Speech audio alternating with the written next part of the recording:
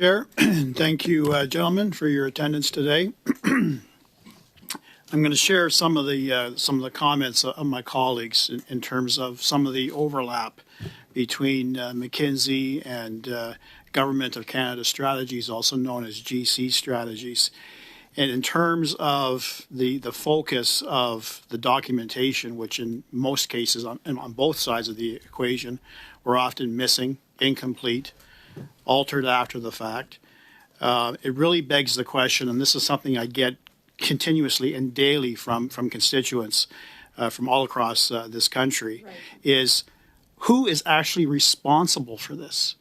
It's one thing for us as parliamentarians to expose the rot and the corruption in this government, in this broken procurement process. But, where are the consequences? Mm-hmm. So that's going to be the focus of my first round with you. And the consequences, in my view, ought to be criminal in nature. Yeah. Because you have a mandate, Ombudsman, I know you do. You mentioned that during your last appearance at OGO, that if you uncover elements of criminality, and I believe your threshold is a mere suspicion of criminality. Am I correct in that assessment? A mere suspicion of criminality? So there is nothing formal in either the legislation or regulation in regards to criminality. Okay. However, that being said, if we were to see something that would give rise to a suspicion of criminality, we would refer that to the RCMP. Sure. And your threshold is the lowest rung of the ladder in terms of ultimately until you get a conviction. There's suspicion, then there's reasonable and probable grounds by a police service, then there's proof beyond a reasonable doubt by Crown attorneys, and ultimately a conviction. So a suspicion is a very low threshold. I'm looking at literally the same sort of criminal charges as it relates to McKinsey as the Government of Canada strategies, who the RCMP have confirmed and have raided his house a couple of weeks ago. They're looking at 2 counts, fraud under Section 380 of the Code and forgery under Section 267 of the Criminal Code. So I know that you may not be comfortable in answering this question, but I'm going to put it to you in any event. Do you feel, given your review of McKinsey and the irregularities and the strong presumption against a favoritism towards McKinsey over any other contractor, that there is an element of fraud in relation to the Government of Canada? Yes or no, sir?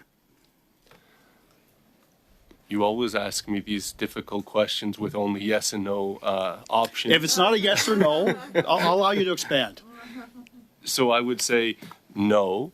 In this circumstance, what we did see is we saw a bunch of different reference points across different departments, and that's why you see in our conclusion we say in some, right? So within any given department, we didn't see 10 examples of favoritism, right? The only example of communal favoritism, I would say, was in the creation of the National Master Standing Offer, right? It offered an opportunity to contract in a unsolicited way, so where it's directed to McKinsey on a repetitive basis. And so that would be what I would identify as the singular most problematic aspect of this review.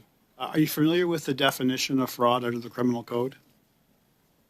Yes. Okay.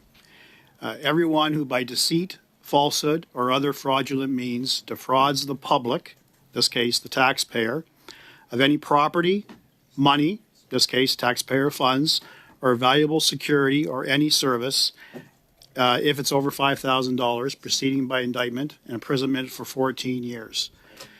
So favoring one particular company, allowing them to egregiously break the procurement rules in non-compliance of numerous statutes, numerous regulations, numerous policies, and in fact the PSPC themselves published a document calling Doing Business with the Government of Canada, where they highlight openness, transparency, and accountability. In all those circumstances, do you not see a low threshold case of making out that the Government of Canada, through the PSPC and other departments, are defrauding a taxpayer by favoring McKinsey over other legitimate vendors? Right. Could an argument not be made, sir? And that I have to ask to be a yes or no, because we're out of time. Oh. Could an argument be made? Yes. Did we see it? No. Thank you.